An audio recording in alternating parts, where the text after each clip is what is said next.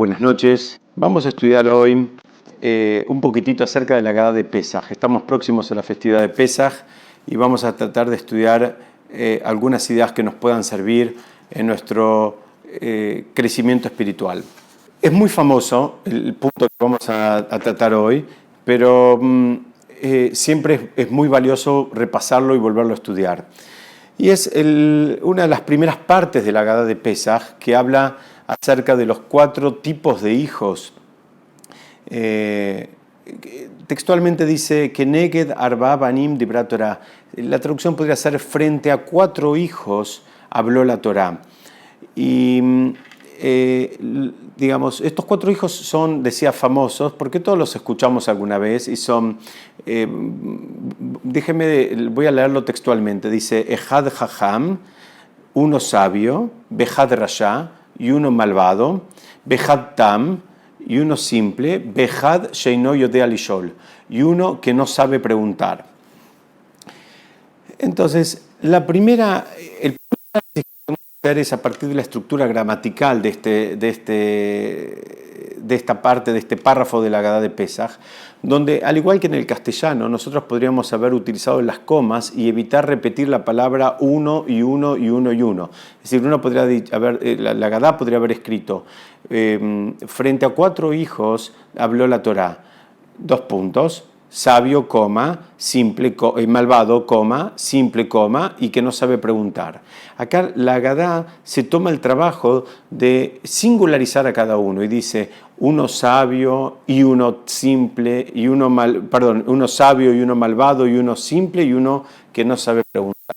Entonces, eso sería una primera enseñanza que nos trae la Haggadah de Pesaj, y es que más allá de la actitud en el cual una persona se encuentre, eso no significa que eso le haga perder su valor. Es decir, cada uno tiene su singularidad y cada uno merece ser mencionado, digamos, de manera individualizada. ¿Por qué? Porque en realidad no pensemos en estos 4 hijos, como dice acá la Haggadah, en 4 hijos que, digamos, serían 4 personas distintas. No pensemos en 4 hijos separados. La realidad de las cosas es que estos 4 hijos muchas veces los encontramos dentro nuestro. ¿Qué significa esto? Son 4 actitudes y 4 maneras de aproximarse a una realidad, y esas 4 maneras no necesariamente son lineales. Puede ser que en relación, y ahora nos estamos concentrando en este análisis en la parte espiritual, puede ser que en relación a alguna mitzvah, algún precepto de la Torah, nosotros nos encontremos en modo del sabio, o sea, tengamos la misma actitud del sabio y estemos preguntando cuestiones técnicas.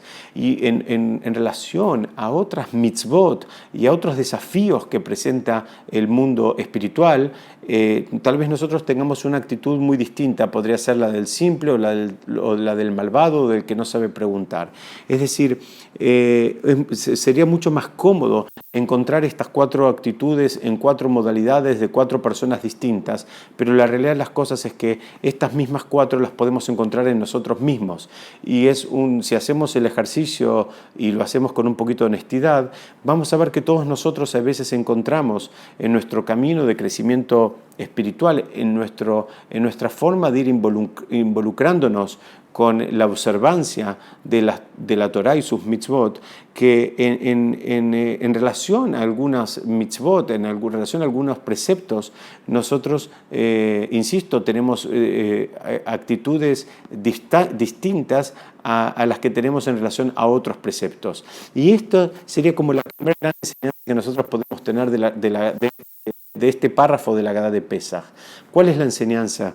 Es que no podemos juzgar a los demás, porque nosotros muchas veces hacemos lo mismo.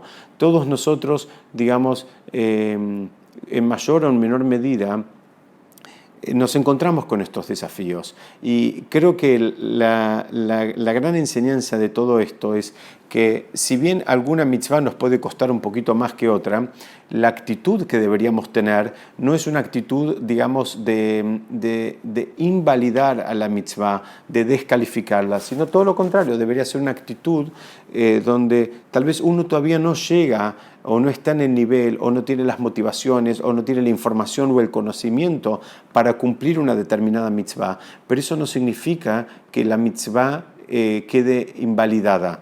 Es decir, la actitud que debemos tener es tal vez, por ahora yo no estoy haciendo esto, por ahora no hago lo otro, pero no una actitud de decir nunca lo voy a hacer, o eso es una locura, o eso son preceptos que tienen que ver con los rabinos o con los hijos de los rabinos y no tienen nada que ver conmigo. Sabemos nosotros que la Torá es una entrega que nos hizo Hashem, y los valores que están en ella son valores eternos y son para todas las personas. Es decir, no podemos, en función de nuestro background social o si se quiere religioso, pensar por un momento que hay cuestiones que no son aplicables a nuestras vidas. La realidad de las cosas es que por más que nos parezca difícil y por más que a veces se nos presenta como un desafío y un desafío realmente pronunciado, la Torá fue entregada para todos nosotros y para todo tiempo y lugar.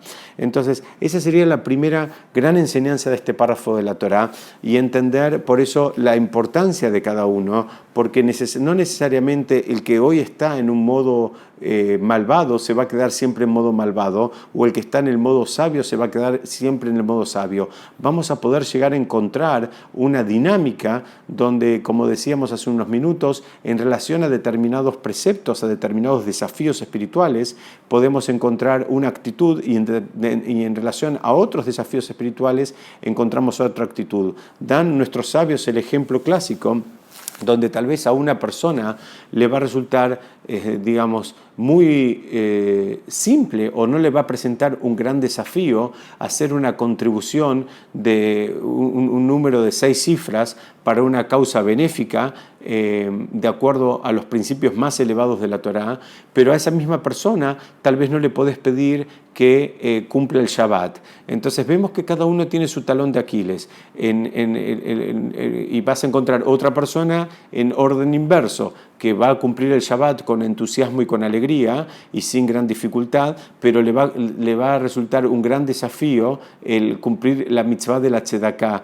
el cumplir la mitzvah mal traducida como caridad, porque es mucho más amplia que la palabra caridad, pero para los efectos que estamos estudiando en este momento y no desviarnos del tema, esa traducción nos alcanza. Entonces, el desafío de uno no es igual que el desafío de otro, y eso primero es lo que tenemos que rescatar y entender, y el mensaje que nos quiso hacer la Agadá al singularizar a cada uno de los 4 hijos. ¿Okay?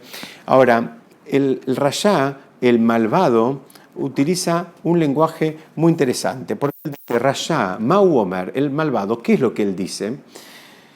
Dice, Ma abodá asot lahem. Dice, ¿qué es todo este servicio, todo este trabajo para ustedes? Acá hay varias cosas. En primer lugar, él se autoexcluye, es decir, él ya entiende que esto no tiene nada que ver con él. Pero todavía un renglón antes, él la pregunta que la hace, la hace en relación al servicio, en relación al trabajo. La forma de traducir abodá puede ser entendida como el servicio divino, o también puede ser entendida como algo que involucra una acción, un trabajo. El Ben Ish Chai es un sabio cabalista que nació en la ciudad de Bagdad, en Irak, murió en 1909, y él nos abre un poquito los ojos y nos aporta un análisis muy interesante para entender este planteo que la Agadá propone a partir de este hijo que está en modo malvado. Y él dice así, dice, a él lo que le molesta es la acción. A él lo que el desafío se le presenta a través de la acción. ¿Qué significa? Él intelectualmente está de acuerdo en todo.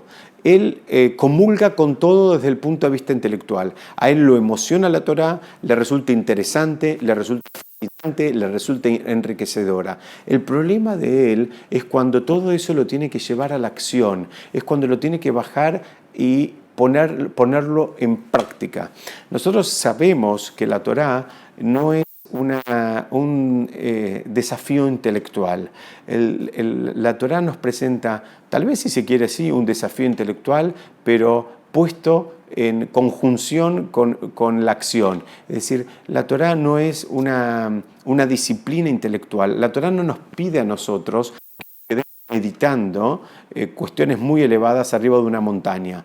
La Torá nos dice al revés, tenés que tener una vida elevada cuando estás interactuando con tu compañero. Es decir, el verdadero desafío o demostrar que uno realmente está manejando valores espirituales elevados de acuerdo a los principios de la Torá, la manera de demostrarlo es en la acción.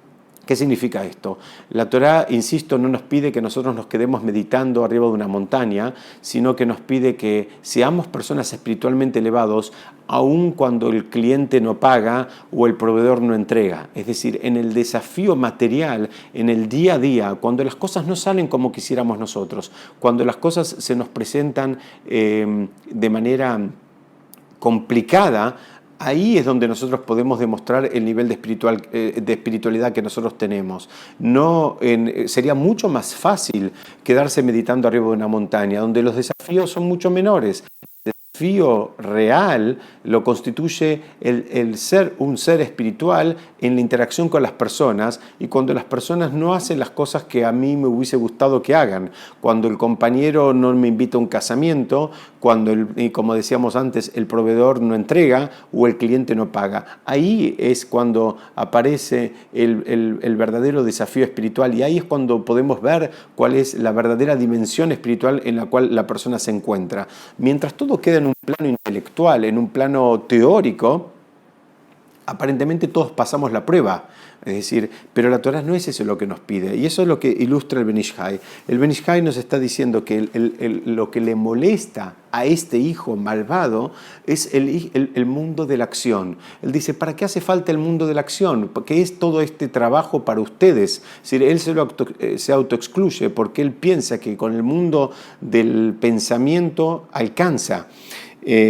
Yo me permito hacer un paréntesis, un minuto del análisis que propone el Ben Ish Hai y comentarles una experiencia propia de hace un par de años. Hace unos años yo fui a una clínica para bajar de peso, y era una clínica donde se trabajaba de manera grupal y había muchas personas en las reuniones, habitualmente entre 200 y 300 personas en un grupo. Y el gimnasio tenía en su cabecera un cartel de punta a punta que decía: pensar no adelgaza. Y yo creo que ese cartel, que por cierto tiene mucha verdad, es decir, si la persona realmente quiere adelgazar, no es un tema de pensar. La persona tiene que hacer ejercicio, tiene que comer lo que tiene que comer, tiene que dejar de comer lo que no tiene que comer y punto. O sea, tiene que ver con acciones, no es con pensamientos. Y el mundo espiritual y el mundo de la Torá también propone un mundo de acción, es decir, el pensamiento va acompañado y por supuesto la intención y el entender qué es lo que uno hace y hacerlo con cariño y hacerlo con alegría, todavía son niveles más elevados de cumplir la mitzvah. Pero cuando yo estaba leyendo todo este análisis que hace el Ben Ish Hai, digo, cuán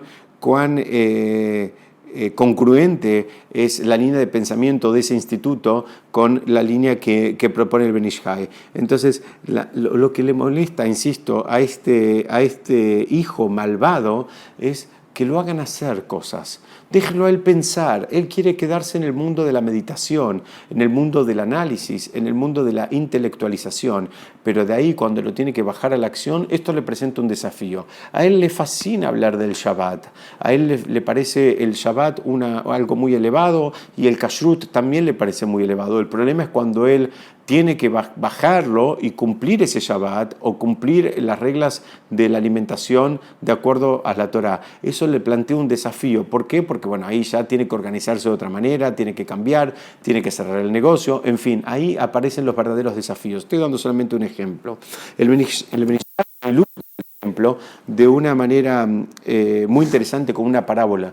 Estos sabios utilizaban mucho las parábolas como manera de bajar los pensamientos y ayudarnos a nosotros a internalizarlos. Y él compara esto con un hombre que llega a su casa y la mujer le había cocinado un pollo relleno con arroz. El hombre prueba el pollo y bueno, en un momento de tranquilidad y de honestidad le dice a la esposa que el pollo estaba muy rico, pero en realidad la esposa se había olvidado de ponerle todos los condimentos. Es decir, tenía ese pollo con arroz, pero le faltaba sal, pimienta y todos los condimentos que él esperaba que estén en ese plato. La mujer lo escucha, no le contesta nada y a la semana siguiente le vuelve a hacer este plato. Cuando el hombre lo prueba, se da cuenta que en realidad la mujer lo que lo había hecho, le había puesto solamente condimentos. Entonces, el Ben Ish Hai dice, la parábola es el condimento, tiene que ver en el análisis que estamos haciendo nosotros, tiene que ver con el pensamiento. ¿A qué nos referimos? El pensamiento, claro que es parte importante, pero en este mundo en el cual nosotros estamos manejándonos, lo más importante termina siendo la acción. Es decir, uno puede pensar mucho acerca de ayudar a un compañero, pero hasta que no lo pone en acción, el compañero no recibió ninguna ayuda. Nosotros decimos en el Kiddush, en el momento en que santificamos el Shabbat, decimos, cuando lo hacemos con una copa de vino, decimos, Asher bara Elohim la'asot. Este es un mundo que Hashem creó para que hagamos cosas, no para que pensemos cosas. Este no es un mundo de pensamiento, es un mundo de la acción. Y vamos a ser juzgados principalmente por las cosas que hicimos, no por las cosas que pensamos hacer y que tal vez nunca las alcanzamos a hacer. Este es un mundo de la acción, es un mundo donde tenemos que hacer cosas. Nos guste o no, hay gente y hay muchas personas que están esperando que hagamos cosas. Y cuando digo que hay muchas personas que están esperando que hagamos cosas, me refiero a nuestros vínculos más cercanos, a nuestros vínculos más amplios. Es decir, inclusive gente que ni siquiera conocemos está esperando que nosotros hagamos cosas. ¿Por qué? Cada uno de nosotros tiene determinadas capacidades que son únicas y esas capacidades son bajadas al mundo a través de las personas. Entonces, si las personas que tienen las capacidades no las utilizan, están en alguna medida privando a la comunidad más íntima y a la comunidad más ampliada de esos dones. Es decir, el día de mañana Hashem va a poder decir, yo mandé el entendimiento, pero las personas que tenían el entendimiento no lo aplicaron como correspondía, se lo quedaron para ellos. Cada uno de esos dones que nosotros tenemos, no necesariamente los tenemos para deleitarnos y para vanagloriarnos de esos dones, sino que debemos bajar esos dones y utilizarlos con fines elevados, con fines altruistas, en pos del bien público, del bien general. Entonces, el problema que tiene el malvado es cuando le piden que salga al mundo de la acción. Por eso la pregunta de él es, ¿qué es todo este servicio? ¿Qué es todo este abodá, este trabajo? ¿Por qué me piden el mundo de la acción? Si con el mundo del pensamiento y del intelecto me alcanza. Y por más que parezca algo chistoso o parezca algo, gracioso, no lo es. Pero todos en algún momento estamos donde nos sentimos. Nosotros teníamos una amiga que ella decía, se definía a sí misma como ortodoxa no practicante. Es decir, ella comulgaba con todos los pensamientos elevados que propone la Torá, pero no los cumplía. Es decir, ella no tenía ningún problema intelectual, no tenía ninguna discusión y no tenía ningún tipo de diferencia significativa con la propuesta que hacía la Torá. El problema es que ella no lo cumplía. Para ella el desafío era llevar esos pensamientos elevados, llevarlos a la acción. Y esto es lo que podemos aprender del planteo que está haciendo en la Agadá de Pesaj el hijo malvado. El hijo malvado se sentiría muy cómodo si le sacaran el mundo de la acción de su desafío y lo dejaran en un plano intelectual. En un plano intelectual él se siente cómodo, él se siente identificado y pide que no lo molesten más que con eso. Y vemos acá en la Agadá que no alcanza con el plano intelectual, de acuerdo a todo lo que acabamos de analizar, repetimos, este es un mundo donde venimos a hacer cosas, no a pensar cosas. El desafío es pensarlas y llevarlas a la acción.